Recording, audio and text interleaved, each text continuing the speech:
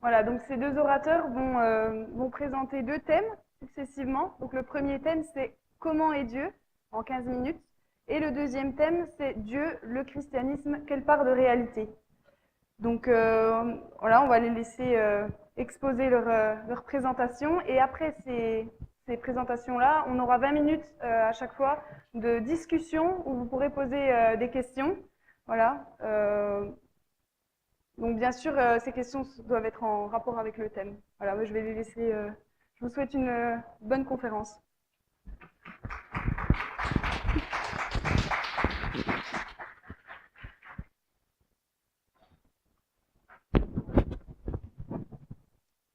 Voilà, bonsoir à chacune et à chacun. Alors c'est à moi que revient cette lourde tâche d'entamer une tentative de réponse sur comment est Dieu. Alors, vaste question parce que je vais déjà commencer à vous poser cette question. Est-ce que quelqu'un l'a vu parmi nous? Voilà, et là effectivement il y a un grand silence. Alors comment parler de lui? Alors s'il y a un Dieu, soit on a des moyens de le connaître, et à ce moment-là, quels sont ces moyens? Ou bien sinon, eh bien, il faudrait que ce Dieu puisse se révéler. L'idée qui est derrière cela, c'est que l'être humain est un être qui est fini, et donc pour que cet être qui est fini et qui est limité puisse avoir un lien avec ce qui est illimité, cela ne peut se faire que si Dieu se révèle. Et heureusement, j'ai envie de dire qu'il nous dépasse. Sinon, s'il y a un Dieu, eh bien, il ne serait pas Dieu. Et j'ai envie de dire aussi que celui qui s'imagine qu'il arrive à comprendre Dieu, eh bien, c'est sans doute qu'il ne fait qu'une représentation de ce qu'il y a dans sa propre pensée. Parce que si Dieu est réellement un Dieu qui dépasse toute chose, eh bien, notre pensée elle-même qui est finie sera complètement incapable de pouvoir se donner une description totale de ce qu'est Dieu. Et je crois que c'est là la différence entre ce qu'est Dieu et la caricature de ce qu'on en fait. J'ai déjà eu l'occasion d'entendre des personnes qui disent « Si un jour je meurs et que je rencontre Dieu, il va voir ce que je vais lui dire. » Eh bien, c'est peut-être justement parce qu'il a fait une projection de ce qu'il y a dans sa pensée. Un docteur en sciences religieuses qui s'appelle Jean Calvin, a écrit beaucoup de choses, et à un moment, justement, dans la question de la définition de Dieu, il va dire que ce qui est infini est incompatible avec ce qui est fini. C'est-à-dire que nous qui sommes des êtres finis, nous n'arriverons jamais totalement à comprendre ce qui est infini. Alors, c'est là une donnée qui est complexe et on ne peut pas dire que c'est de la triche. On aurait la tentation de dire que c'est de la triche et que c'est un peu un refuge derrière lequel va se cacher la personne qui est croyante en disant, puisqu'il est inatteignable, eh bien, c'est peut-être justement qu'il n'existe pas. Et c'est peut-être justement plutôt l'argument, c'est que si Dieu est réellement grand, s'il y en a un, et c'est peut-être justement pour cela que notre côté infini a du mal à pouvoir le comprendre. Ce qui veut dire que si nous venons à connaître quelque chose de lui, c'est simplement quelque chose qu'il est capable de pouvoir transmettre. Simplement, je vais utiliser cette expression, si Dieu est capable de pointer le bout de son nez et de pouvoir nous montrer quelque chose venant de lui. S'il nous dépasse, donc il ne suffit pas de comprendre Dieu pour pouvoir le connaître, parce que dans ce cas-là, nous n'arriverons jamais à assez le comprendre. Et c'est donc dans le cadre d'une relation que nous pourrons commencer à rentrer dans cette conception qui nous dépasse. Alors, une des questions qui était derrière cette question de qui est Dieu ou comment est Dieu, il y avait aussi la question de son origine. Alors, à partir du moment où nous allons parler de quelqu'un qui est en dehors de notre conception, quelqu'un d'infini, ça laisse entendre qu'il est en dehors de notre conception espace-temps. Donc, dans notre conception espace-temps, ça veut dire qu'il y a une date, il y a un moment, un lieu, et donc il faut oser, en parlant de cet être, je vais employer le mot métaphysique, ou qui nous dépasse, eh bien, il faut oser reconnaître à ce moment-là qu'on ne peut pas parler ni d'origine, ni de fin, et on doit accepter de sortir de cette contrainte dans laquelle nous sommes enfermés. Et donc, cela veut dire que nous ne pourrons pas aussi réduire Dieu à notre conception de la science. La question de son aspect aussi, puisque quand on dit comment est Dieu, alors on a envie d'avoir une représentation. Et on a quelques textes dans la Bible elle-même qui nous laissent entendre quelques représentations. On a soit un vieillard avec une longue barbe blanche qui nous est présenté, il peut être présenté comme une colombe, comme un roc, mais le but de ces descriptions, bien sûr, n'est pas de présenter Dieu. En parlant de Dieu comme un roc, je veux dire celui qui s'imagine que Dieu est un caillou, voilà, remis comme ça abaisse tout de suite. Le but, c'est de donner des images pour pouvoir comprendre ce qu'il y a derrière. Entre guillemets, donc dans la conception dans laquelle a été rédigés les textes bibliques, lorsqu'on parle d'un vieillard avec une barbe blanche, le but, c'est de présenter quelqu'un qui est rempli de sagesse, quelqu'un qui a une stabilité, parce que quand on a 20 ans, il y a quelque chose qui ne va pas, on s'énerve rapidement. Quand on a 80 ans, normalement, dans la plupart des cas, on est beaucoup plus posé, beaucoup plus sage. Et donc, le but de ces représentations n'est pas donc de parler d'un aspect physique. Et donc, ça veut dire qu'il nous faut concevoir Dieu ou un Dieu, s'il y en a un, avec une conception, ce que je vais appeler une réalité métaphysique. Et j'emploie volontairement le mot de réalité pour pouvoir parler d'une conception qui est hors de nous-mêmes, quelque chose qui nous dépasse. Donc Dieu se manifeste par des attributs métaphysiques. On pourra à ce moment-là, s'il y a un Dieu, et donc qu'il est en dehors de cet espace-temps, eh bien, on pourra le concevoir comme omniscient, capable de tout connaître, de tout comprendre, quelqu'un qui est au-delà de la science, qui dépasse notre conception de la science, omnipotent, quelqu'un qui peut tout, quelqu'un qui a la capacité de faire quelque chose, et puis omniprésent. Et donc, à partir de ce moment-là, c'est accepter une conception où Dieu serait invisible et qui ne connaît pas de limites corporelles. Autrement dit, si on devait présenter Dieu en un mot, on devrait le présenter comme le plus, si vous me permettez cette expression. Mais alors, comment cet être métaphysique va pouvoir faire pour nous atteindre? Et c'est là où je crois qu'il est important, si on conçoit un Dieu hors de ce monde et qu'il a pu mettre en place ce monde, eh bien, on peut espérer que ce Dieu soit un être de relation. Et dans la conception chrétienne de la présentation de Dieu, on va parler d'un Dieu un, mais complexe. C'est-à-dire complexe, c'est-à-dire un Dieu un, mais qui est capable de se manifester de différentes façons. On va le présenter comme Père, Fils et Saint-Esprit.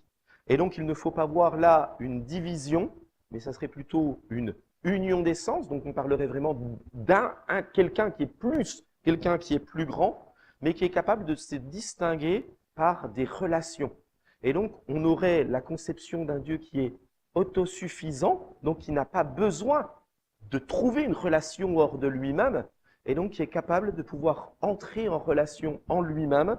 Et donc, qui dit relation parle d'amour, de justice et de tout ce qui est lié à la relation, quelque chose d'une intimité, quelque chose de profond. Mais on peut espérer qu'aussi que quelqu'un qui aime et qui est capable de rentrer en relation a aussi le désir de ne pas garder, si cet amour est sur ce plus haut point, sur cet amour que je vais appeler métaphysique, un amour qui nous dépasse, on peut aussi espérer qu'il déplace, qu'il répande son amour. Et c'est là où je crois que justement nous pouvons espérer que Dieu puisse se manifester à ce que je vais mettre le mot de création, ou une émanation de la part de Dieu, ce qui est quelque chose de physique, ce que nous sommes capables de pouvoir voir, percevoir autour de nous. Et il faut espérer donc que si ce Dieu qui est capable de relation, est capable d'amour, est capable de le faire en lui-même, eh bien qu'il puisse continuer à pouvoir le faire avec ce qui émane de lui. Et je crois qu'il serait juste de penser, c'est qu'un Dieu qui est au-delà de tout soit tout à fait capable de pouvoir continuer à rester en relation, en accompagnant sa création. Et cette manifestation d'amour, je crois, il l'a aussi manifestée de façon concrète et de façon physique, par un amour qui nous dépasse, par un amour qui est capable aussi de restituer à la fois l'amour, et pour que l'amour soit bon et qu'il ne soit pas bonbon, qu'il ne soit pas quelque chose de léger. Il faut aussi que l'amour soit quelque chose de juste. Et donc, on peut imaginer que ce Dieu qui peut voir des injustices, eh bien, souhaite aussi manifester son amour en corrigeant ce qui est injuste. Et c'est ce que la foi chrétienne défend avec un Dieu qui est capable de pouvoir venir ici-bas pour pouvoir manifester à la fois son amour et à la fois sa justice. Cette foi, on la manifeste et on la croit dans le christianisme, qu'elle a été manifestée en la personne de Jésus-Christ, qui est venu à la fois manifester son amour, mais à la fois venu manifester sa justice, c'est-à-dire qu'il est venu rétablir ce qui avait été tordu, dévoyé par sa présence, par sa mort.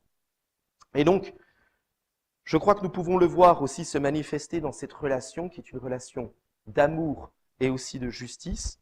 Alors, si je devais dire comment est Dieu, eh bien, j'aimerais qu'on puisse retenir peut-être de cet exposé que l'on devrait attendre quand même quelqu'un de juste, quelqu'un d'amour, quelqu'un qui s'intéresse profondément à ce qui a émané de lui, à sa création, à ce qui est visible. Et donc, je vais dire que ça répond même à une conception, vous savez, de ce qu'on avait appelé le Deus ex machina, un Dieu qui serait en dehors de sa création, qui ne s'y intéresse pas. Eh bien ça ne serait pas un Dieu de relation, ce ne serait pas un Dieu d'amour, et du coup, je pense que ça ne serait même pas la peine de s'intéresser à lui. Alors, j'aimerais juste terminer en disant comment connaître quelqu'un. Eh bien, au-delà de parler de lui, eh bien, je crois que le but, c'est de l'expérimenter. Le but, c'est de pouvoir le connaître, et cela s'exprime par une manifestation que l'on va appeler une expérience mystique ou une expérience de foi, et oser reconnaître que ce qui dépasse notre conception, eh bien, doit être capable de pouvoir aussi dépasser notre conception philosophique, notre conception scientifique, et pouvoir aussi nous atteindre. Alors donc, comment est Dieu? Je maintiens, je crois qu'au-delà de notre compréhension, eh bien, je crois que c'est par une expérience, par une relation que cela peut se manifester. Voilà, j'arrêterai ici mon exposé et puis je laisserai la place. C'est bon? Eh bien... Donc le format est le suivant, 12 minutes sur le premier intervenant, 3 minutes sur le deuxième. Fabien nous a fait part de multiples caractéristiques de l'idée de Dieu. Et je crois que cette idée de Dieu que nous trouvons dans notre esprit, dans notre culture, etc., nous interpelle à deux titres. Et donc j'aimerais suivre beaucoup de théologiens, de gens qui s'intéressent à l'idée de Dieu et à Dieu en tant que personne, classer les caractéristiques de Dieu en deux ensembles. Vous avez d'un côté les attributs de Dieu ou les qualités de Dieu qui ne sont pas communicables. Ça veut dire Dieu seul les a, et si vous trouvez que vous l'avez, ben, c'est probablement que vous êtes Dieu. Et d'un autre côté, les attributs non communicables de Dieu, qui en fait, Dieu les a, mais nous aussi, ou d'autres êtres peuvent les avoir. Parmi les attributs non communicables de Dieu, vous avez par exemple le fait que Dieu comprenne tout, alors que nous, il y a des choses qu'on ne comprend pas. Il y a des questions qui demeurent jusqu'à la fin de nos jours. Et la grande question par rapport à ces attributs non communicables de Dieu, la grande question que ça nous pose à nous en tant qu'êtres humains, je crois, c'est est-ce que nous sommes prêts à assumer notre humanité? Est-ce que nous sommes prêts à assumer le fait que ces qualités-là, que l'on voit dans l'idée de Dieu, que l'on voit dans la personne de Dieu, si on y croit, on est prêt à reconnaître qu'en fait, on ne les a pas et on ne les aura jamais. Par exemple, Dieu peut interagir avec un nombre indéfini de personnes en même temps. Il a le don d'ubiquité et d'omniprésence. Et nous, parfois, on a cette envie-là aussi de pouvoir être en lien avec tous nos amis, notre famille, ceux qui sont loin, ceux qui sont proches, en même temps. Mais sauf que, on le voit, ça ne marche pas. On a beau être rivé sur notre smartphone, avoir Facebook, avoir WeChat, avoir WhatsApp, avoir tous les moyens de pouvoir être en lien avec nos proches. En fait, si on est trop connecté, en fait, on est déconnecté de ceux qui sont auprès, quoi. Donc la grande question sur ces qualités-là, c'est est-ce que on accepte d'être vraiment humain et avec les limites que ça entraîne. Maintenant, il y a la question des attributs communicables de Dieu. Donc Dieu, par exemple, il est personnel. Il est capable d'aimer, capable de parler, et nous aussi. Et la grande question que ces attributs nous posent, quand on les voit dans l'idée de Dieu, c'est est-ce que nous sommes prêts, en tant qu'être humain, à jouer notre rôle de représentant de Dieu? Le début de la Bible dit une grande chose à propos de l'être humain. Il dit que l'humain a été créé en image de Dieu. Ça veut dire comme son représentant, comme son ambassadeur. L'être humain, donc homme, femme, enfant. Est-ce qu'on est prêt à se considérer comme représentant de Dieu sur terre? Est-ce qu'on est prêt à considérer ses actions comme en fait donnant aux gens autour de nous l'image de ce que serait Dieu? Est-ce qu'on est prêt à vivre notre métier de frère, de grand frère par exemple, ou notre métier de petit copain, ou notre métier d'ami, ou notre métier de chef dans une équipe, comme si c'était Dieu qui allait le faire? Parce qu'en fait, la manière dont on va le jouer va influer sur ce que les gens autour de nous peuvent espérer vivre sur Terre. Voilà, des tas de personnes qui ont vécu, enfin, je ne vais pas m'étaler, mais... et finalement, la dernière chose avec laquelle j'aimerais vous laisser, c'est que si vous voulez voir une personne qui a vécu pleinement les attributs communicables de Dieu, tout en étant pleinement humain, ben, lisez un évangile, c'est les biographies de Jésus les plus anciennes, et vous verrez ce que c'est qu'être authentiquement humain en vivant pleinement ce que Dieu est prêt à nous communiquer, et en même temps en vivant de façon pleinement humaine et sans faire jouer des super pouvoirs. Voilà, je vous remercie. C'est vraiment d'être courtois et bienveillant, parce que le but, c'est pas d'étaler ses opinions, et voilà, c'est vraiment juste de poser des questions. Voilà. Donc, Mais allez-y franco avec vos questions, on est là pour ça. Tout en étant courtois, mais n'hésitez pas, nous n'avons pas peur. Est-ce que vous pourriez redéfinir ce que c'est un être fini? Quand vous parlez d'un être fini par rapport à un être infini. Là, ça marche? C'est bon? D'accord. Alors, un être fini, alors je vais dire simplement, tu te regardes dans le miroir et tu vas avoir déjà une bonne définition. Non, concrètement, alors de façon scientifique, c'est tout ce qui est soumis à la contrainte espace-temps. D'accord? Et donc, ça veut dire que tout ce qui n'est pas compris dans la contrainte espace-temps, on va parler presque d'une conception métaphysique. Avec une différence avec une conception métaphysique de la pensée, ça serait de concevoir Dieu comme une personne, mais métaphysique, donc au-delà de ce qui est fini. Et donc, tout ce qui est fini, voilà, c'est vraiment tout ce qu'on peut voir, tout ce qu'on peut comprendre, tout ce qui va être soumis aux règles de la science, de la nature et tout cela. Et puis, ce qui est infini, pour le coup, est vraiment tout ce qui dépasse ce cadre. Est-ce que ça va? C'est clair? Enfin, juste sur les caractéristiques de Dieu, on utilise souvent l'opposition entre fini et infini, justement pour les attributs non communicables. Donc les caractéristiques de Dieu que Dieu seul a et que nous connaissons partiellement, ce qui nous permet de les comprendre en Dieu. Par exemple, on sait ce que c'est connaître, on sait ce que c'est découvrir des choses, parce qu'on le vit, on le vit à la fac, on le vit dans notre vie de tous les jours. Mais sauf que Dieu, lui, il connaît bien plus amplement. Il connaît comme quand on connaît une personne sur le bout des doigts et qu'on sait même ce qu'elle va dire avant qu'elle parle. Et donc, fini, c'est pour pouvoir dire que voilà, nous, en fait, il y a des choses qu'on vit, mais qu'on vit à un échelon bien moins développé que Dieu, quoi. Oui, vous avez parlé du fait qu'on ne peut connaître que Dieu que s'il se révèle. Et par exemple, comment est-ce que Dieu se révèle à nous? Classiquement, en philosophie ou en théologie, enfin, dès qu'on parle de Dieu et de sa révélation, on distingue déjà entre révélation générale ou naturelle. Donc, le fait que, par le fait même qu'on entre dans le monde, on a accès à une certaine révélation de Dieu.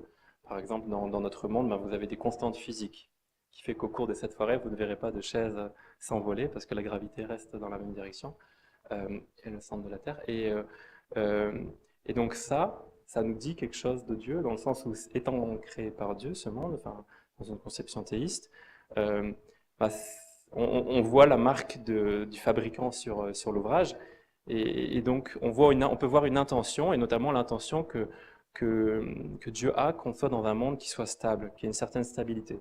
Et en même temps, vous me direz, il y a des catastrophes naturelles. Bah oui, justement, On est dans un monde où il y a une intention aussi, c'est d'être dans un monde pas trop stable pour pas qu'on croie qu'en fait ce monde est Dieu, mais qu'on cherche ailleurs la stabilité ultime.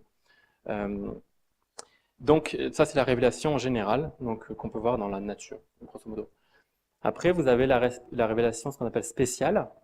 Donc c'est la manière dont Dieu se révèle dans l'histoire, donc dans l'histoire de l'humanité, dans nos histoires individuelles ou collectives, l'histoire des peuples. Et donc vous avez à ce titre, enfin, il y a les 3/4 de la Bible par exemple, et puis une bonne partie aussi d'autres textes religieux sont des narrations. Donc vous raconte des actions que Dieu a faites, et justement pensant qu'il y a des choses qui sont pour nous le signe que Dieu a agi à tel moment. Donc voilà, certains, donc dans la Bible on va dire que voilà, quand Dieu permet qu'un peuple d'esclaves, qui étaient les Israélites en Égypte, s'échappe un peu miraculeusement, mais qu'il y a eu la main de Dieu, enfin que Dieu a agi. Et pareil, certains diraient que, ben voilà, qu'il n'y ait plus la ségrégation aux États-Unis, c'est parce que Dieu a permis la rencontre d'une situation critique. Donc les bus qui étaient interdits aux Noirs pendant un moment, et puis un homme qui s'est mis à disposition de Dieu, Martin Luther King, et qui a permis que les lois changent. Donc voilà, Dieu qui agit dans l'histoire. Et puis vous avez aussi dans beaucoup de traditions religieuses et de christianisme particulièrement, le judaïsme et le christianisme, l'idée que Dieu aussi a parlé par des personnes, notamment en racontant ce qui s'est fait, mais aussi a parlé sur comment notre vie en tant qu'être humain serait la meilleure. Dieu ne voulant pas nous laisser tels que nous sommes, ou dans nos limites morales, etc. Et donc Dieu aurait parlé par des personnes, des êtres humains, qui auraient consigné ces paroles. Et donc voilà un peu 3 lieux où Dieu peut se révéler à nous. Et puis encore aujourd'hui, enfin, il y a encore d'autres manières, mais voilà, 3 grandes manières. Merci donc, pour la réponse. S'il y a d'autres questions, n'hésitez pas.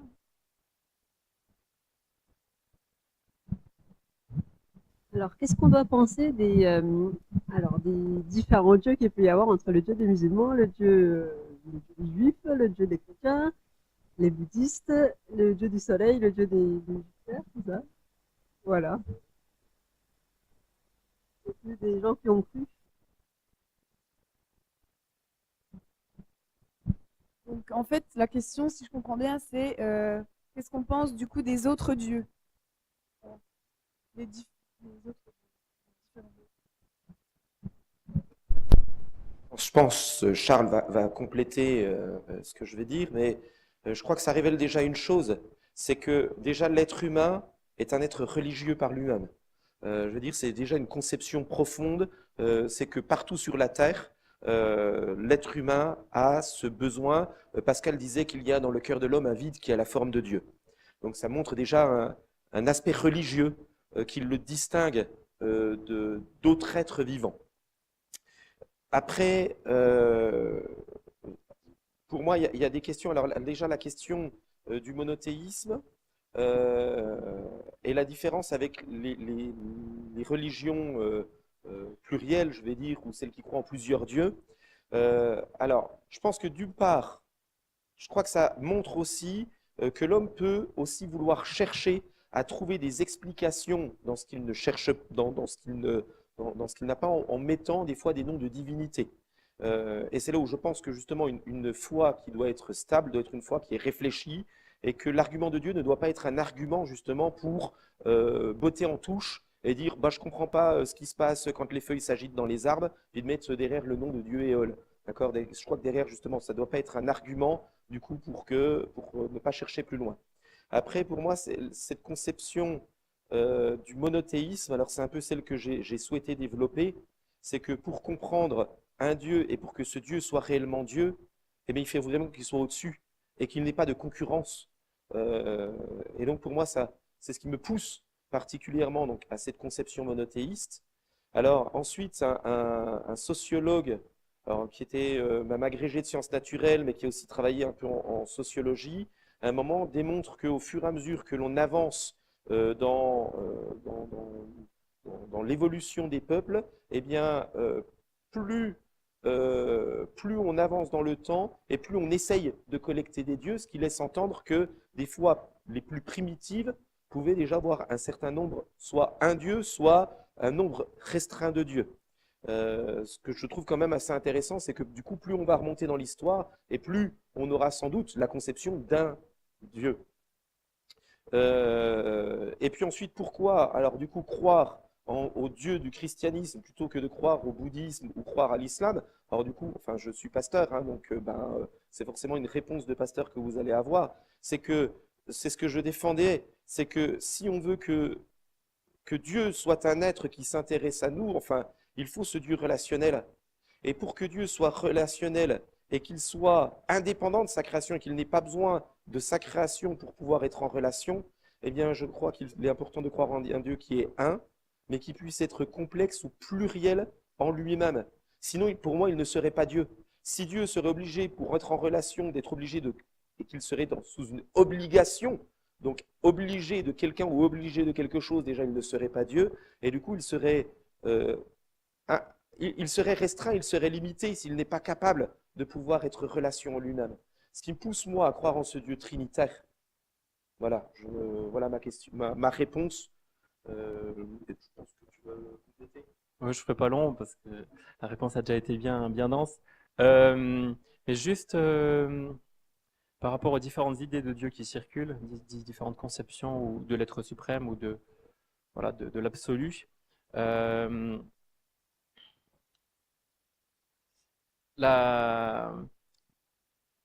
vous avez deux attitudes possibles dans un premier temps. Soit une attitude de méfiance, soit une attitude de confiance. Moi, j'étais éduqué dans un pays qui cultive la méfiance dans une attitude, dans une première approche, et vis-à-vis de tout ce qui est étiqueté religieux. Mais en fait, je me suis rendu compte qu'on pouvait avoir une autre attitude qui est d'un a priori de confiance vis-à-vis de ces différentes conceptions et de pas d'abord écouter ce qu'on nous dit et se dire mais tiens pourquoi pas avant de se dire non tout ça ça n'a rien de vrai. Maintenant, si vous faites confiance à ce que vous disent les gens sur Dieu ou l'absolu, parce que dans le bouddhisme par exemple il n'y a pas de divinité personnelle, c'est plutôt un principe impersonnel, vous vous trouvez avec des conceptions de l'absolu ou de Dieu qui sont en concurrence, qui ne peuvent pas être vraies en même temps. L'absolu ne peut pas à la fois être impersonnel, donc une force ou un principe, etc., et personnel, donc capable d'entrer en relation avec vous. C'est soit l'un, soit l'autre. Dieu ne peut pas être à la fois Dieu ne peut pas être à la fois absolument transcendant et incapable de s'incarner ou capable de s'incarner. Dieu ne peut pas être absolument puissant ou capable de souffrir sur une croix. Il y a des choses qui ne sont pas compatibles. Et à partir du moment où il y a des conflits, c'est là qu'on se pose la question de où est le vrai. Et là, à mon avis, il faut faire preuve d'esprit critique et surtout se poser la question de la fiabilité de la transmission de ces idées-là. Et c'est pour ça que dans mon travail, j'anime et je coordonne des groupes de discussion autour de la Bible et du Coran pour comparer les textes sur des thèmes communs, dans un a priori que les deux disent des choses intéressantes dans un prime abord, mais en voyant ensuite si c'est jusqu'où ça va et jusqu'où ils soutiennent la comparaison. Ou aussi je coordonne aussi j'anime un groupe de discussion où on parle de l'Ancien Testament, de la première partie de la Bible qui est commune aux Juifs et aux chrétiens, et on voit, dans une perspective juive ou chrétienne, qu'est-ce qui est qui rend le mieux raison des textes. Donc moi, a priori, soyons ouverts à ces différentes conceptions, mais après faisons preuve d'esprit critique et voyons ce qui est le plus fiable et le plus aussi cohérent en termes de transmission, en termes de cohérence historique, en termes d'intégrité des personnes qui parlent de ça aussi. Tu as parlé en citant je sais pas comment tu t'appelles. Fabien, oui, pardon. En citant Pascal, tu as dit l'être humain est un être profondément religieux qui a un vide qui a la forme de Dieu. J'ai pas compris cette phrase. Au XVIe siècle, C'est un homme qui est à la fois un intellectuel, profondément intellectuel, et puis dans un contexte aussi qui est religieux. Et donc, il y a des débuts de tentatives d'irreligion, d'anticléricalisme, de choses comme ça.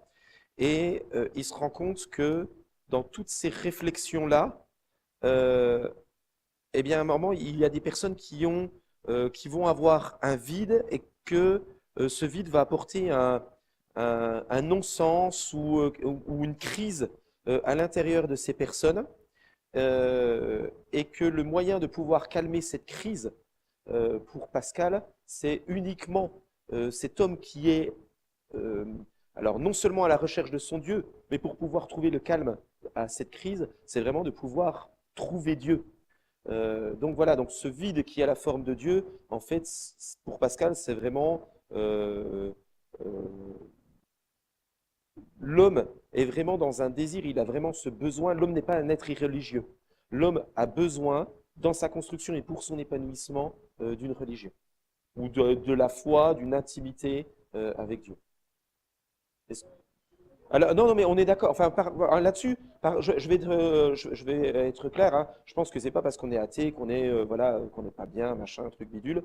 Je pense quand même qu'il y a vraiment au sein de l'athéisme un manque qui sera pas forcément un manque que l'on va sentir dans sur certains points de morale, mais je pense quand même que ce manque s'exprime par une recherche perpétuelle que l'on n'arrive quand même pas à satisfaire. Alors, soit qui va passer à un moment par des troubles qui peuvent être des troubles psychologiques.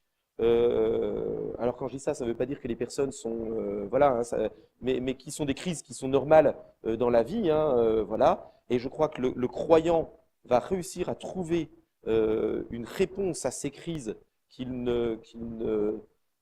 le non-croyant ne va pas forcément trouver. Et puis, même au-delà de ça, alors après, toujours pareil, hein, c'est dans le cadre d'une morale, d'une éthique chrétienne.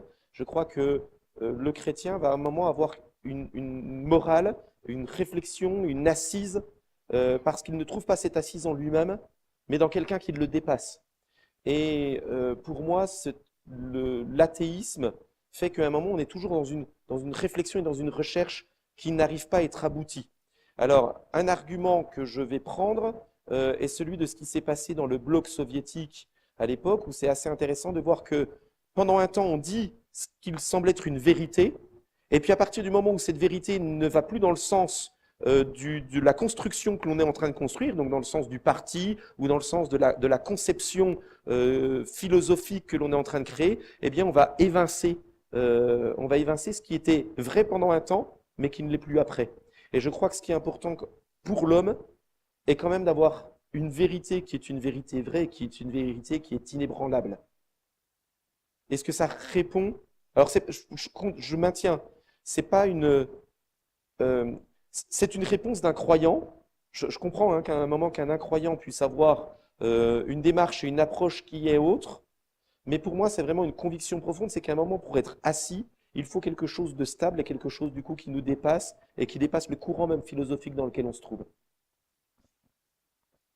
Donc moi, je vous suis, pour compléter Fabien, sur le fait que les croyants n'ont pas le monopole du bonheur.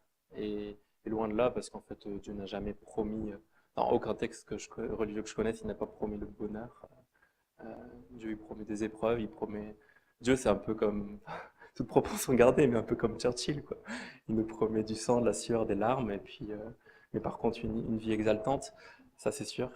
Mais sur la question du bonheur, enfin, moi, il y a une figure, par exemple, qui m'interpelle en France actuellement, qui s'appelle André Comte-Sponville, et qui fait profession d'athéisme, et en même temps qui dit, voilà, c'est pas parce qu'on est athée qu'on n'est pas appelé à avoir une vie spirituelle, une vie de spiritualité, le bonheur, etc. Mais quand vous regardez, par exemple, son petit traité de spiritualité athée, quand vous voyez les personnes qu'il cite, et donc les personnes qu'il lit et qu'il aime bien lire, il y a énormément de grands spirituels chrétiens. Et moi, la question que je me pose à partir de là, c'est pourquoi vouloir seulement prendre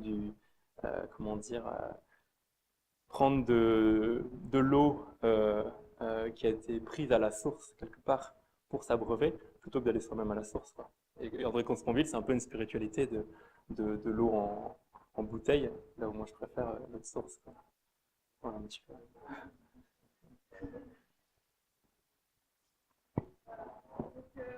En tout cas, merci pour ces questions. On va mettre fin à ces discussions et en fait, on va avoir un petit temps de pause, une entracte de 10 minutes où vous pouvez boire un coup, aller fumer ou je sais quoi. Et dans 10 minutes, on se retrouve pour passer au deuxième thème qui est donc Dieu, le christianisme, quelle part de vérité?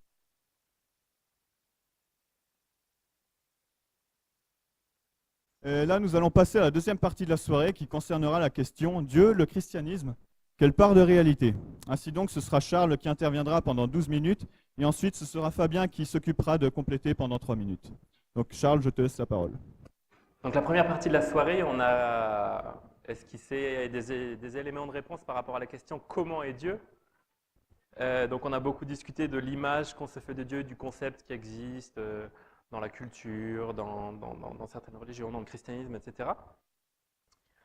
Mais avant cette question, enfin logiquement, il faut d'abord répondre à la question de savoir si Dieu c'est du réel ou pas. Parce que sinon, on peut se dire, ok, on a une image de Dieu, on a l'idée de Dieu, donc c'est un concept, c'est utile en psychologie de se dire, voilà, comment on gère l'image qu'on se fait de Dieu, mais qu'en est-il vraiment, quoi? Qu'en est-il vraiment? Et c'est cette question-là qu'on va aborder maintenant. Donc Dieu d'abord, quelle part de réalité? Je vais commencer par une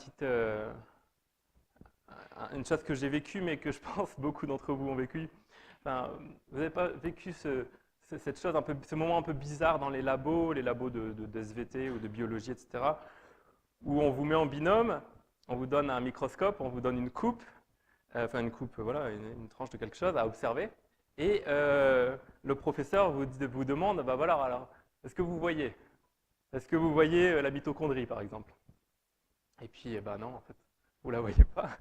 Et puis, à un moment, donc vous cherchez avec votre binôme, vous regardez, vous bougez la coupe, etc.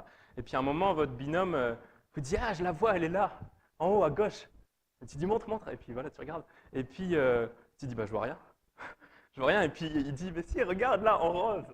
Et puis, tu regardes, et puis tu vois, tu te dis, mais tout est rose. Et c'est un peu souvent ça, moi, c'est souvent ça l'expérience en bio. Et en fait, je trouve que ça nous parle de Dieu, quoi.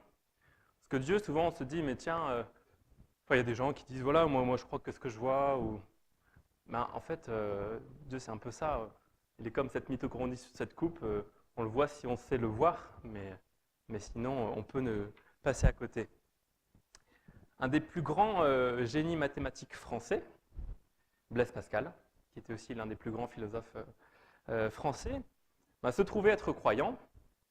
Il y avait un lien entre les deux, mais ce n'était pas nécessaire. Mais il parlait à un moment dans ses papiers de Dieu, du Dieu qui s'est révélé à Abraham, à Moïse, à Jésus.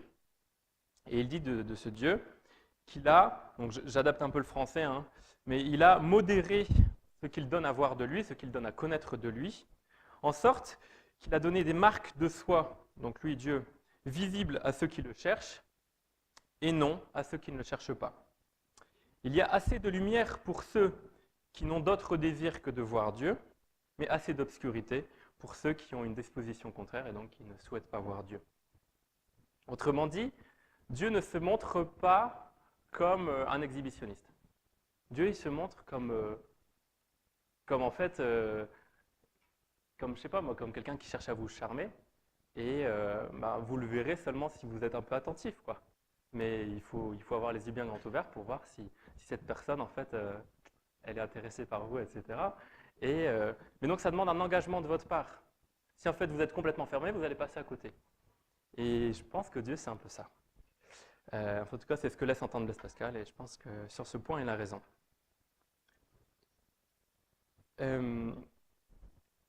Donc, on dit parfois, enfin, moi, j'entends parfois, voilà, moi, je ne crois que ce que je vois. Et on demande comme ça des preuves de ce que quelqu'un nous avance. Ben voilà, tu me dis qu'un tel, il est comme ça. Moi, je crois que ce que je vois, montre-le-moi, quoi. Donc, ça veut dire, t'es sérieux, donne-moi des preuves. Mais en fait, sérieusement, quand on y pense, cette expression, elle est un peu absurde parce qu'il n'y a aucun d'entre nous qui ne croit que ce qu'il voit. Il y a énormément de choses qu'on croit, et les choses les plus importantes qu'on croit, elles sont cet ordre-là. On ne les croit que parce qu'on voit les signes ou les effets de ces choses-là. Par exemple, si vous avez des parents qui vous ont aimé, l'amour de vos parents, est-ce que vous le voyez?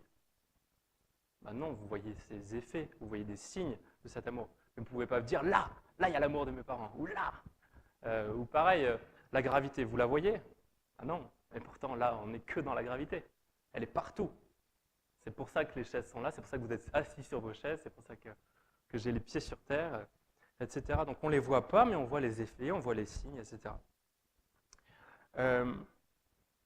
Et si on reprend l'exemple de l'amour, que je trouve assez parlant, on ne voit pas l'amour, mais on voit les effets de l'amour que quelqu'un apporte à une autre personne par son comportement, sa manière de s'habiller, sa manière de s'adresser à la personne qu'elle aime, sa manière de lui parler, etc.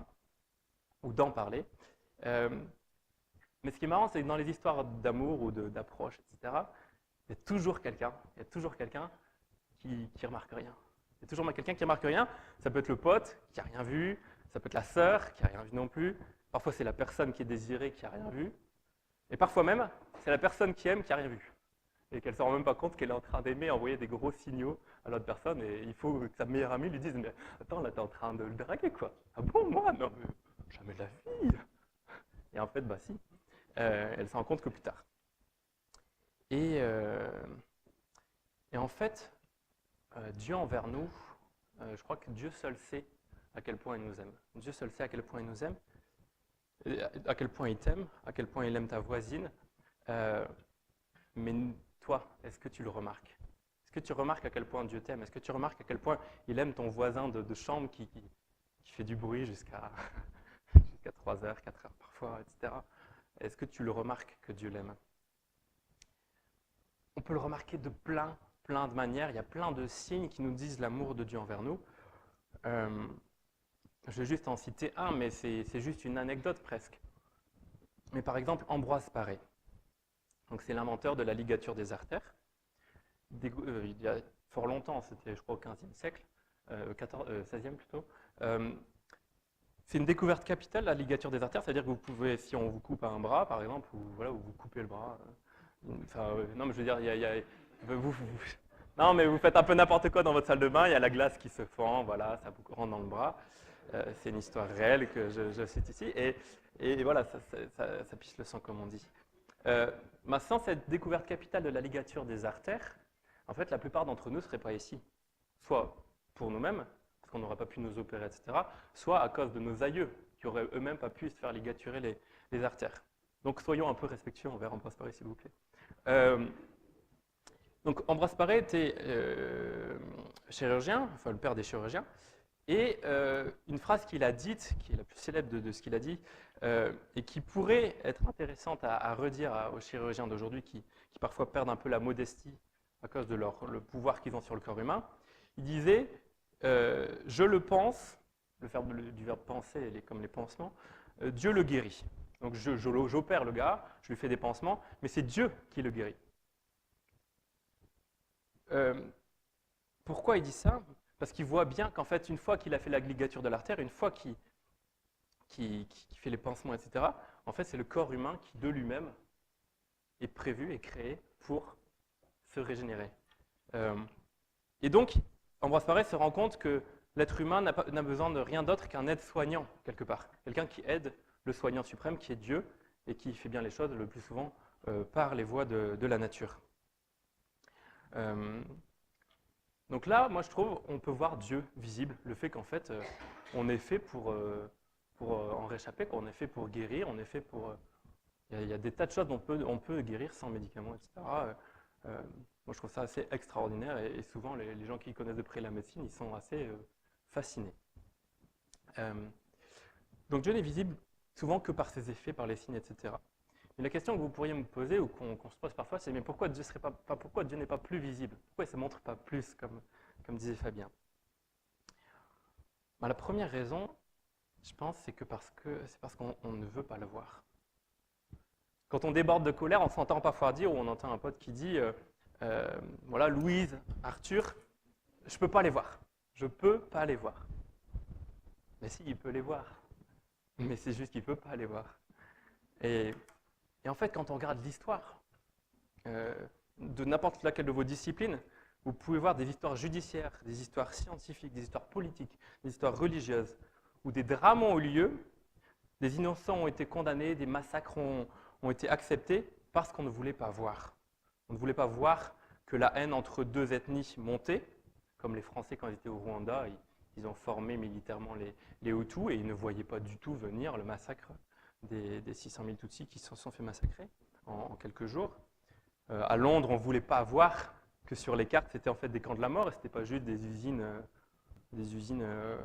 d'avions ou de ce que vous voulez. On ne veut pas voir que tel homme, en fait, il n'est pas coupable, etc. Parce que ça arrange tout le monde que Dreyfus soit le coupable. En plus, il est juif, alors ça tombe bien. Enfin, voilà. En fait, souvent, on ne veut pas voir, quoi. Il y a des tas de choses qu'on ne veut pas voir. Ensuite, pourquoi Dieu n'est pas aussi visible qu'il pourrait l'être? Je crois parce que, là, c'est quelque chose qui me semble très important et qui nous responsabilise, c'est parce que ceux qui devraient nous montrer comment Dieu est, par leur vie, ne remplissent pas leur rôle. Je ne sais pas si vous... Un des deux textes les plus connus au monde, les deux textes les plus connus au monde, les plus connus par cœur, c'est le Notre Père, la prière que Jésus a donnée aux chrétiens, et la Fatiha, qui est la prière qui ouvre le Coran, qui sont répétées par 2 milliards de personnes sur Terre de façon quotidienne ou hebdomadaire. Donc, Notre Père, ça commence ainsi la prière que Jésus donne. Donc, Dieu comme Père. Le problème, c'est comment vous pouvez imaginer Dieu comme Père si vous n'avez jamais vu votre Père. Si en fait, vous faites partie de ces nombreuses familles où en fait, votre Père s'est barré parce qu'avoir un gosse, ça le faisait flipper, parce qu'il n'avait pas prévu ça, parce que c'était pas... Voilà, pour X raisons, ou parce qu'il est mort. Enfin, il y a des tas de situations dans l'histoire où des personnes n'ont pas eu de père, ou alors un père qui, au contraire, avait rien d'un père, avec toute la chaleur qu'il peut y avoir dans ce mot. Ils ont eu un père abusif, ils ont eu quelqu'un qui les a battus. Voilà. Et en fait, il y a un texte de la Bible qui dit que les pères sont là pour représenter Dieu. Les parents sont là pour montrer quelque chose de Dieu dans leur manière d'être, de jouer leur rôle. Et ce qui est étonnant, enfin ce que j'ai découvert dernièrement, c'est qu'un grand professeur de psychologie à New York qui s'appelle Paul Witz a montré que les plus grands défenseurs de l'athéisme des siècles derniers, en fait, ont eu un père absent, comme Nietzsche par exemple, ou abusif, comme Staline ou Hitler. Et c'est assez impressionnant. Mais ça veut dire en fait que notre manière d'être un frère, ou un voisin, ou une mère, ou un chef, ou un conjoint, ou un père, peut avoir des conséquences énormes sur, sur les personnes qui nous entourent et sur ce qu'elles peuvent espérer de la vie et donc aussi de Dieu. Parce qu'en fait, après on leur parle de Dieu ou elles pensent à Dieu, elles n'ont pas d'autre moyen d'imaginer quelqu'un qui a du pouvoir ou qui a de l'autorité ou qui en sait plus que eux, qui soit en même temps bienveillant et qui mette tout son potentiel au service d'elle-même, de cette personne. Donc voilà, Dieu, quelle part de réalité? Je pense que Dieu existe, mais il faut le voir et le trouver. Maintenant, le christianisme. Dans la question, il y a aussi le christianisme. Quelle part de réalité? Je dirais une seule chose sur le christianisme, c'est que le christianisme, ça vient de Christ, donc Jésus-Christ, donc celui qui a été reconnu comme Dieu envoyé sur terre. Pourquoi on a cru que Jésus était envoyé par Dieu sur terre? C'est parce que mort, il a été ressuscité. Il a subi une peine de mort parce que tout le monde le considérait comme coupable de présomption, etc. Mais il a été ressuscité comme si Dieu voulait dire, mais vous voyez, le gars que vous avez condamné à mort, en fait, moi, je le déclare innocent. Donc, j'invalide la peine de mort. Et donc, il ressuscite. C'est ça, la résurrection, en fait, hein, dans une logique chrétienne. Et on approche de Pâques bientôt, hein, c'est dans quelques semaines, et c'est ce que les chrétiens fêtent à Pâques. le christianisme, est-ce que ça, la résurrection, est-ce que c'est du réel, la réalité? Ou est-ce que c'est fake? Il y a trois approches de Jésus et de la résurrection.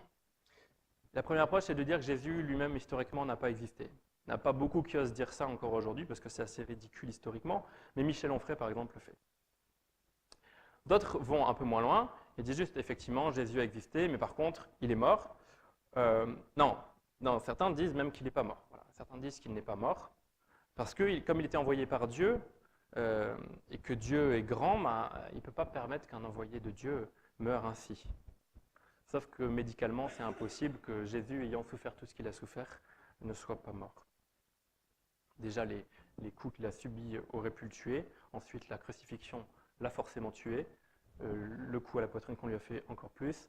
Et les jours au tombeau, n'en parlons pas. Donc en fait, Jésus est mort. Maintenant, certains continuent à nier qu'il soit ressuscité. Pourtant, on a plus de 500 témoins directs de la résurrection de Jésus, qui sont divers, donc de toutes conditions, des deux sexes, y compris des personnes qui ne voulaient pas croire Jésus vivant, comme Saul de Tarse. Et en plus, la qualité de leur témoignage, ils rapportent des faits, quand ils racontent la résurrection de Jésus, des faits qui ne sont pas à leur avantage. Ils racontent des choses que personne ne raconterait sur soi. On les a trouvés nus dans un bois, par exemple, dans l'évangile de Marc. Ou, non, le gars, il marque dans l'évangile, on m'a trouvé, il y a un gars nu, là, comme ça, et en fait, c'était lui. Ou alors on raconte que c'est les femmes qui ont premièrement vu Jésus ressuscité. Sauf que dans la culture juive de l'époque, les femmes n'avaient pas un bon témoignage. Donc si vous voulez prouver que Jésus est ressuscité, vous dites surtout pas que c'est les femmes qui l'ont vu en premier. Vous dites que c'est d'abord les hommes. Mais non, on le dit que c'est les femmes, parce que pourquoi? Parce que c'était les femmes, tout simplement. Donc il faut être sérieux historiquement. Donc la grande question n'est pas de savoir si Jésus a existé, si ce qu'il a dit, ce qu'il a fait est vrai, s'il a subi une peine de mort, ou s'il a vécu une résurrection. La grande question, c'est de savoir si tout cela étant réel, qu'est-ce qu'on en fait? Qu'est-ce qu'on en fait et qu'est-ce qu'on fait des paroles que Jésus a eues sur lui-même? Ça, c'est ma grande question finale. C'est, est-ce que vous êtes de ces personnes qui préfèrent ne pas savoir, ou des personnes qui préfèrent savoir ce qu'il en est vraiment? Et est-ce que vous êtes de ces personnes qui, quand elles voient la réalité, qu'elle ne va pas dans le sens, ne vous pense pas dans le sens du poil, est-ce que vous préférez oublier tout ça, ou est-ce que vous êtes prêt à changer de vie? Voilà, c'est sur ça que je finirai. Et sur Jésus, je vous recommande juste une chose, si vous avez le temps demain. Il y a un film qui s'appelle Jésus l'enquête, qui est au Megamax en ce moment, et au Mégarama, pardon, j'ai le site de Strasbourg, et qui est sur une enquête justement sur la question de la résurrection de Jésus, et qui est très intéressant et haletant, mais je ne vous en dis pas plus. Voilà, je vous remercie. Alors, est-ce que ça va? Tu me dis, c'est bon? J'ai l'impression que c'est bon. Ouais? D'accord. Alors du coup, en complément de ce que vient de nous partager Charles, ça pose la question, si le christianisme est vrai, alors pourquoi la science dit-elle autre chose? Alors, j'aimerais me réfugier derrière Galilée, qui parle de deux livres écrits par Dieu, la Bible et la nature, et il nous dit qu'il faut savoir bien les lire. Alors lire la nature, par extension, ce qui parle de la science, eh bien, on apprend à la lire. Ce qui signifie que la science n'est pas quelque chose d'éternel. La science part du principe qu'il y a des preuves et les preuves que l'on a au moment présent, et puis au fur et à mesure que l'on accumule des preuves, eh bien, on va faire évoluer notre raisonnement sur la science. Donc, c'est-à-dire que la science que j'ai actuellement, et je crois qu'on peut être assez fier de ce que l'on peut avoir, mais on ne peut pas s'en contenter. Et aujourd'hui, on en a une lecture jusqu'à ce qu'il y ait des paradigmes ou qu'il y ait des éléments qui puissent nous amener à pouvoir concevoir ou développer une conception scientifique qui va plus loin. Par exemple, la question du géocentrisme. Pendant longtemps, on a pensé que la Terre était au centre de l'univers et puis que les planètes tournaient autour. Et puis aujourd'hui, on se rend compte qu'en fait, on n'est peut-être pas tout à fait au centre de l'univers et puis on en tire même des conclusions qui sont particulièrement intéressantes. L'autre moyen, du coup, donc le deuxième livre écrit par Dieu, eh bien, c'est celui de la Bible, au moins celui que Galilée cite. j'aimerais quand même rappeler aussi que la Bible n'est pas un livre de science. C'est-à-dire que je crois que c'est regrettable lorsque on va lire la Bible avec un littéralisme ou avec un fondamentalisme en essayant de trouver derrière ce livre des arguments scientifiques. Je prends le cas par exemple du récit de la création. Je pense que c'est dommage de simplement vouloir voir un écrit scientifique qui est derrière. Le but de ce récit, on n'est pas dans un cadre scientifique, on n'est pas dans une mentalité scientifique. Le but, c'est simplement de parler d'un Dieu qui s'intéresse à ce qu'il est en train de créer. Concrètement, ça veut dire que chaque génération est en train d'utiliser un support par lequel il va vouloir comprendre ce qui se passe. Dans le Proche-Orient ancien, on emploie un support qui est un support poétique, un support de récit, par lequel on va chercher à comprendre les choses qu'il y a autour. Et nous sommes aujourd'hui dans un contexte philosophique qui est celui de la modernité. Et pour la modernité, ce que l'on cherche, c'est des faits et à expliquer rationnellement des faits. Donc lorsque les auteurs du Proche-Orient ancien écrivent, leur souci n'est non pas de présenter des arguments scientifiques. Et donc, il faut plutôt concevoir la Bible comme un livre qui est un livre philologique, donc un livre qui, par un récit, essaye de nous apporter une conception et un sens du monde. Et je pense que c'est regrettable et je pense que c'est très réducteur lorsque l'on veut simplement soit être scientifique et dire c'est pas du tout scientifique ce que dit la Bible. Je pense que c'est hélas botter en touche. Et à l'inverse, ça serait peut-être botter en touche de vouloir prendre un livre qui est la Bible et de vouloir en faire un argument scientifique. Donc, sur la place de la description scientifique, eh bien, la Bible parle dans le langage de son temps, et lorsqu'elle va parler des extrémités de la Terre, en fait, elle va simplement dire des contrées éloignées, et même là-dessus, on pourrait même dire que 10 siècles auparavant, le roi Salomon parle de la Terre comme d'un globe, et donc on est 400 ans avant Platon, juste pour vous donner un petit élément, voilà.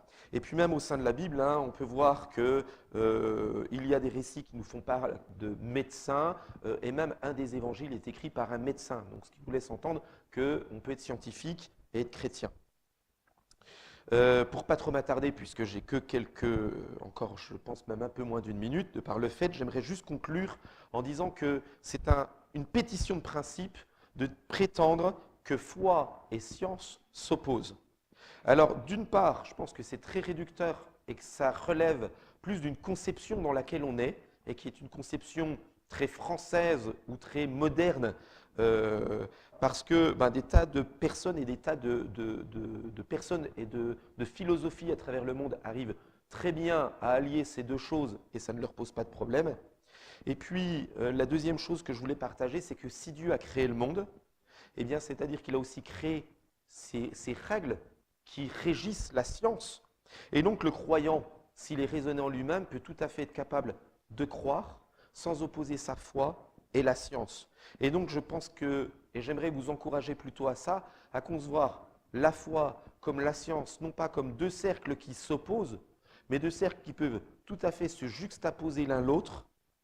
Et donc j'aimerais vous encourager, que vous soyez scientifique ou pas, à pouvoir basculer vers la foi, non pas en la rejetant vis-à-vis de votre science, mais en pouvant la compléter avec ce que vous connaissez et ce que vous avez pu expérimenter par votre science, par vos études, et non pas à rejeter la foi, mais à se poser la question comment cela va pouvoir se coordonner, s'imbriquer l'un dans l'autre. J'arrêterai ici,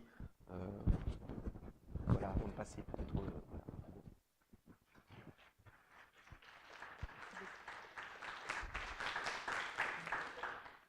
Merci beaucoup en tout cas. Et ainsi donc, après ce temps de conférence, nous allons passer un petit temps de questions à nouveau. Donc si quelqu'un a la moindre question, n'hésitez pas. C'est le moment. C'est le moment, parce que d'autant plus que le sujet sera relativement intéressant. Oui, je voulais vous demander pourquoi est-ce que vous pensez que Dieu nous aurait donné un libre arbitre? On essaie d'avoir des questions dans le thème. Si tu vois un rapport avec le thème de la réalité, je veux bien répondre à tes questions.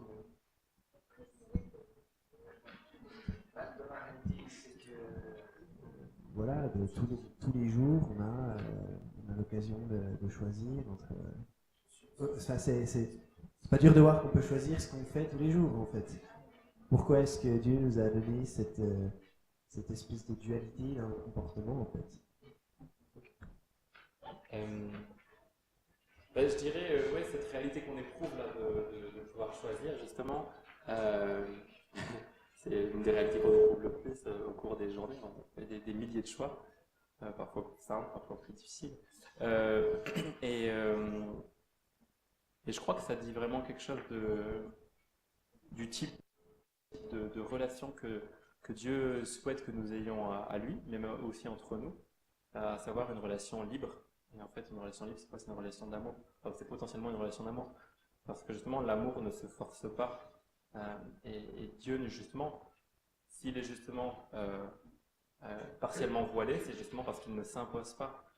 Si Dieu ressuscite, mais ça ne se montre pas à 5000 personnes ou tout Jérusalem, mais juste à 500 personnes, c'est justement pour que les autres aient l'occasion d'y croire par le témoignage de ces 500. Et donc, qui est une démarche de confiance, qui est une démarche relationnelle, qui est une démarche de vérification. Et je pense que ça, c'est quelque chose de très fort dans nos relations entre nous et notre relation à Dieu, à savoir de pouvoir y entrer librement. Et c'est ça tout le sens de la foi, c'est ça tout le sens même de concepts théologiques qui peuvent paraître un peu étonnants, comme le concept d'enfer, du fait d'être séparé de Dieu parce qu'on n'a pas voulu le reconnaître. C'est un thème un peu touchy, mais je pense qu'il faut en parler. Et l'enfer, c'est pas grand-chose d'autre que Dieu qui, une fois qu'on est devant lui, dit, ben voilà, cher être humain, cher Arthur, que ta volonté soit faite. Tu n'as pas voulu toute ta vie être en relation avec moi, tu n'as pas voulu être en relation de façon sur un mode de bienveillance avec tes frères humains, eh ben tu ne le veux pas, donc je ne veux pas te l'imposer. Et donc, vis l'éternité sur le mode que tu l'as choisi, quoi, un mode de regret, un mode de non-amour. Très rapidement, je ne vais pas m'étendre, mais effectivement, je relève justement cette question de la responsabilité. Du coup, effectivement, ça pose la question on est responsable.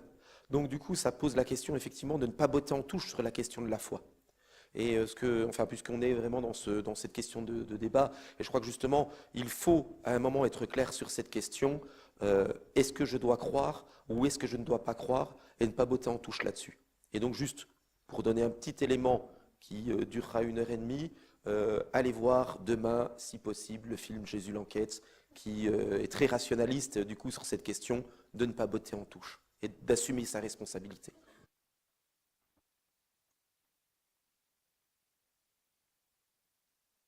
Bon, merci.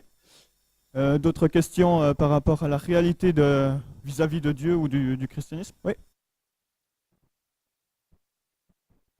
Donc la question c'est liée à est-ce que le christianisme est encore possible, compatible avec l'avenir justement avec les progrès scientifiques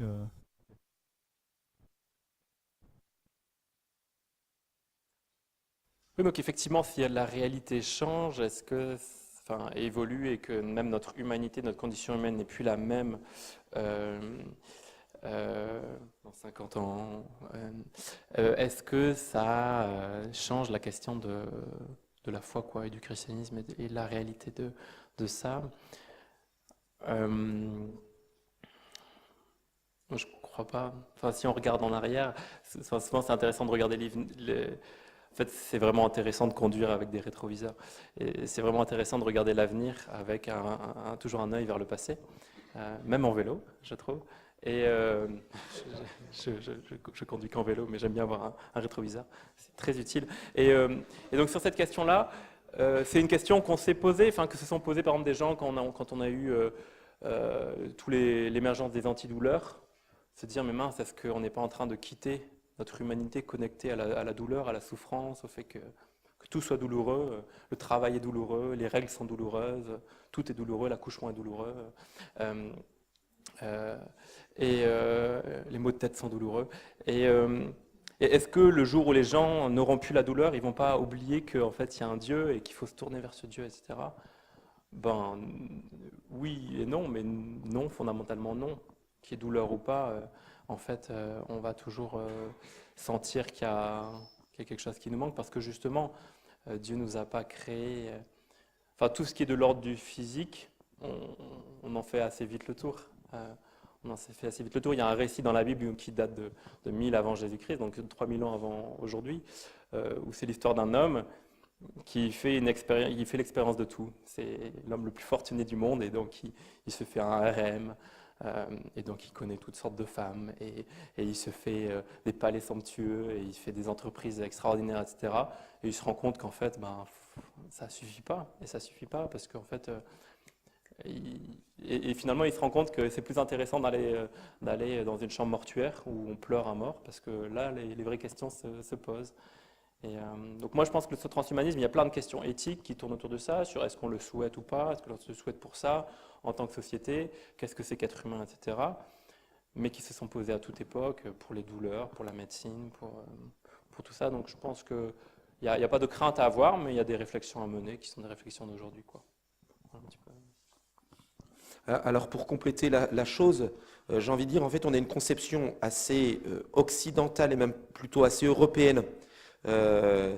Moi, j'aime considérer que l'Europe n'est pas au centre du monde. On n'est que 65 millions de Français sur 7 milliards d'habitants. Concrètement, dans les faits, aujourd'hui, il n'y a jamais eu autant de personnes qui viennent au christianisme. Et ce qui est assez intéressant, c'est qu'il y a plein de personnes qui viennent au christianisme dans des sociétés qui vivent un véritable boom sur le côté de la science et des nouvelles technologies. Je pense à l'Inde. C'est pas de façon additionnelle qu'il y a de plus en plus de chrétiens, mais de façon exponentielle. Et en même temps, le pays vit une véritable révolution sur le plan de la science, sur le plan de la médecine. Enfin, c'est un truc de fou. Pareil pour la Chine, enfin pour des tas de pays comme ça. Du coup, ça me fait plus poser la question, c'est est-ce que ce n'est pas plutôt la conception philosophique dans laquelle on vient qui nous fait nous poser la question de la pertinence de la foi.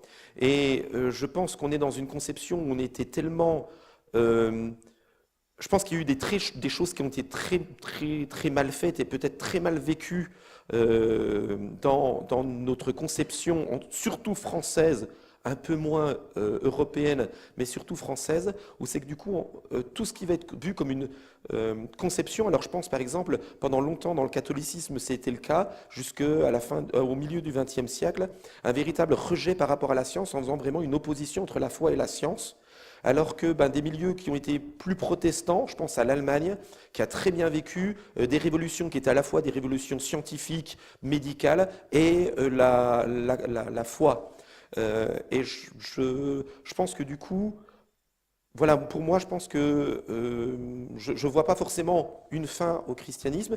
Donc ça, c'est concrètement, voilà ce qui se passe. Et au-delà de ça, alors après, c'est une réponse du coup qui est un peu plus métaphysique. Pour moi, c'est que si Dieu est Dieu, et si Dieu aime être en relation avec des humains, bien, je suis convaincu qu'en tout temps, il y aura une église ici-bas, enfin il y aura des chrétiens, il y aura des gens qui auront et qui recevront cette conception parce que je crois en un Dieu qui se révèle.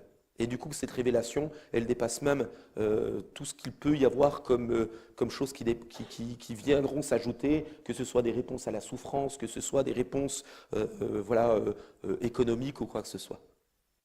Donc, y a-t-il d'autres questions? Pour revenir sur la science, ce que j'aimerais qu'on parle un peu, c'est par exemple, quand vous avez parlé du géocentrisme, par exemple, l'Église, même les deux églises à un moment, étaient plutôt en désaccord avec tout ce qui est géocentrisme, même le fait que la Terre est ronde, parce que se basait assez littéralement sur les textes de la Bible.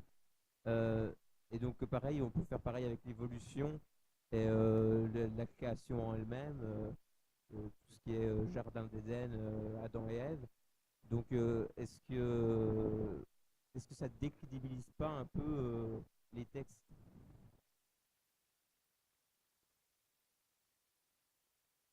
Sur la question comment dire? En fait, il y a texte et prétexte. Sur la question du géocentrisme, par exemple, Copernic était un homme d'église. donc celui qui a appuyé les thèses de Galilée. Galilée lui-même disait il y a 2 livres à lire. Il y a le livre de la Bible qui est écrit en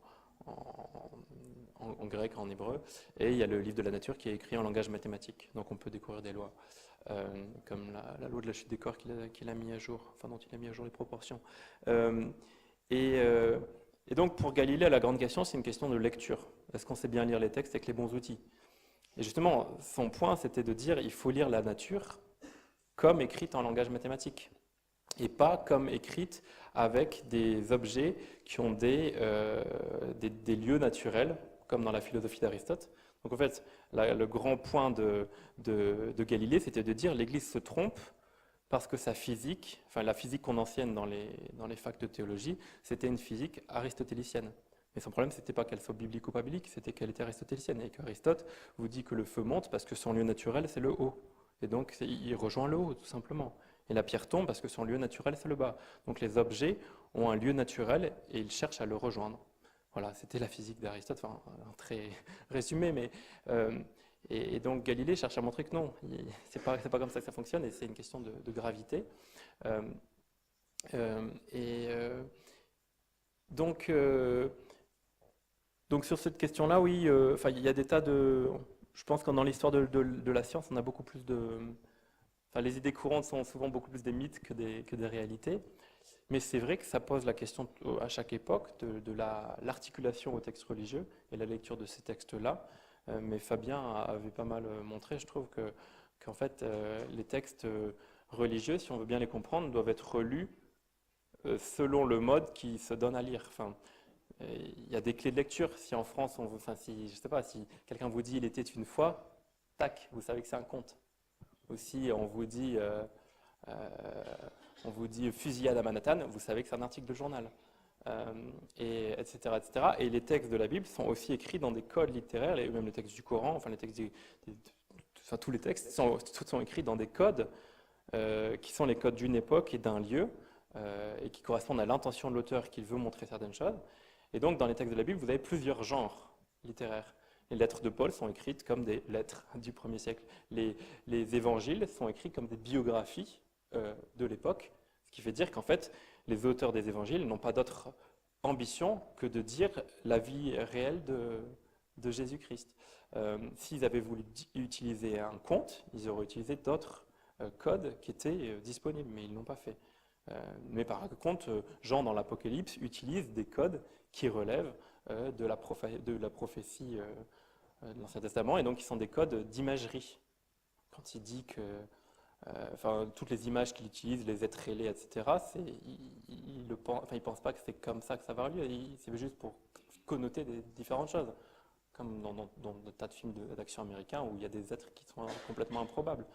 Donc c'est des histoires de codes, et donc il faut savoir bien lire les textes et en fait bien les articuler. Mais c'est pour ça qu'en fait la solution que Galilée proposait, et qui est la solution de pas mal de chrétiens, c'est de dire laissons les scientifiques faire leur job, laissons les théologiens faire leur job et faisons-le discuter ensemble. Et aussi que les théologiens s'intéressent aux découvertes de la science, et que les scientifiques aussi s'intéressent aux découvertes dans d'autres domaines, en sciences humaines, en religion, etc. quoi. Voilà un petit peu ce que je dirais sur cette question. Merci. Merci beaucoup. Il y avait une question en haut, est-ce qu'elle est toujours... Non. Donc peut-être d'autres questions ont-elles été soulevées suite à ces réponses, si certaines personnes ont des idées.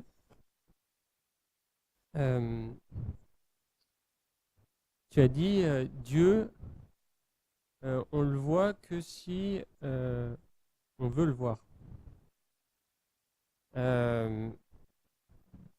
Mais des fois, quand on veut voir quelque chose, on interprète la réalité en conséquence, alors même qu'on peut s'éloigner de la vérité. Par exemple, quelqu'un qui est amoureux d'une fille, pour un mec, par exemple, eh ben, il va interpréter beaucoup les signes qui se dégagent d'elle. Ah, elle m'a fait un sourire, elle m'a regardé, voilà, elle a fait quelque chose. Elle m'a envoyé ce SMS, mais t'as vu, ce SMS, ça veut dire qu'elle est amoureuse de moi, c'est sûr. Et puis son pote, il va lui dire, mais tu délires mon gars, en fait, il n'y a rien du tout qui se passe. Mais le gars, pour lui, la fille, elle est amoureuse, parce il veut qu'elle soit amoureuse de lui, il va interpréter la réalité en conséquence. Comment on peut être sûr que la foi en Dieu, c'est pas le même type de délire, en fait?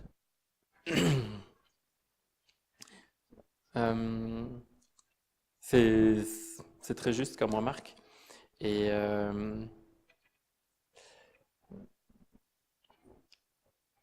tout d'abord, j'aimerais citer un mot de Jacques Lacan, donc un psychanalyste, qui disait le réel, c'est quand on se cogne.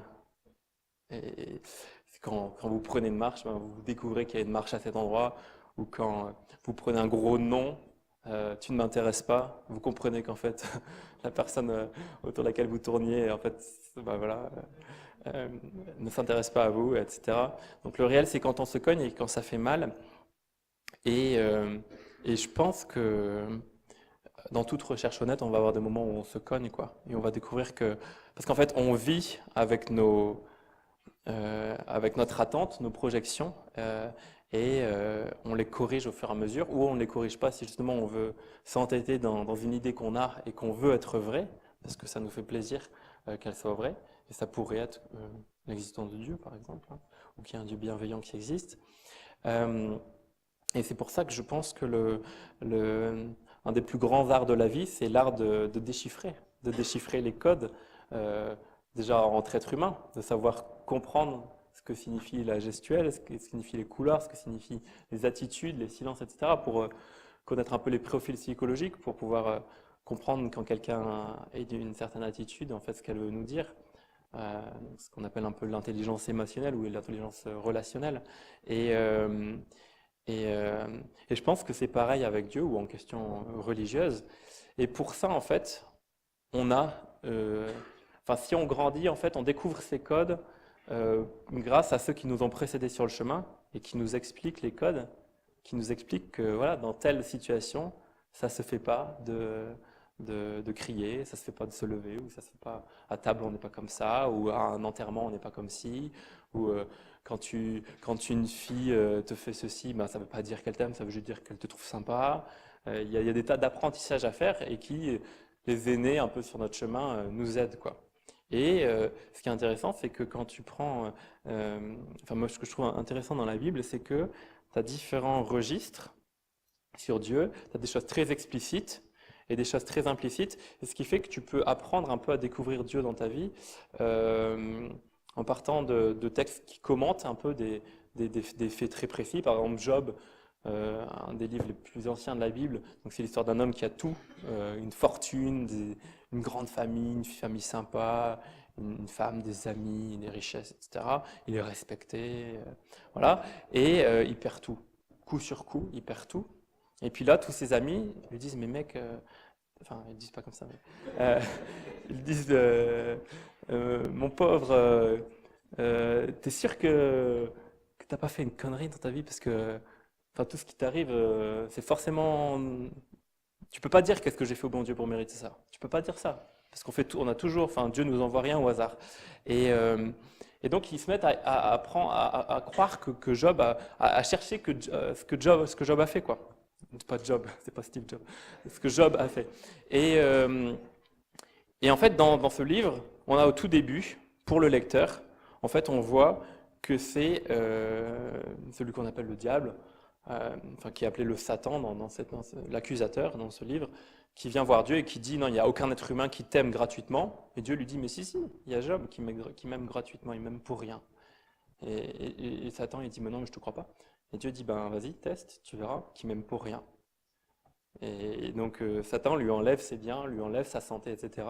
Et on se rend compte à la fin du livre qu'en fait Job tient toujours à Dieu pour rien. Et c'est pas justement pour le bonheur, pour revenir à la question du bonheur, pour le bonheur qui tenait à Dieu, mais c'était parce qu'il croyait que c'était vrai, qu'il y avait vraiment un Dieu. Et pourquoi je parle de ce texte, c'est parce que justement ce texte nous aide à décrypter des situations de vie, par exemple, où on passe par des choses difficiles et on se dit, mince, qu'est-ce que j'ai fait au bon Dieu pour faire ça? Bah, peut-être qu'en fait on est dans la même situation que Job, on n'a rien fait pour passer à travers ça, mais c'est juste l'occasion pour nous de montrer qu'en fait on ne tient pas à Dieu juste parce qu'il nous fait du bien dans notre vie. Et vous avez d'autres textes de la Bible où en fait il n'y a rien qui est expliqué, et ça ressemble plus à notre vie. En fait, on ne nous explique pas, mais il faut savoir un peu de quoi il en retourne. Donc moi, c'est une vraie question, la question de discerner un peu ce qui correspond à nos attentes ou ce qui est vraiment challengeant et ce qui est vraiment vrai. Mais je crois qu'il y a un cercle vertueux entre le réel sur lequel on se cogne et notre propre attitude, si on est dans une attitude d'ouverture, qui va justement être plus proche du vrai, même si ça ne nous fait pas toujours plaisir. Et je crois que les croyants ont beaucoup à apprendre du réel qui les cogne, parce que bien souvent, ils sont à côté de la plaque, même en ce qui concerne Dieu.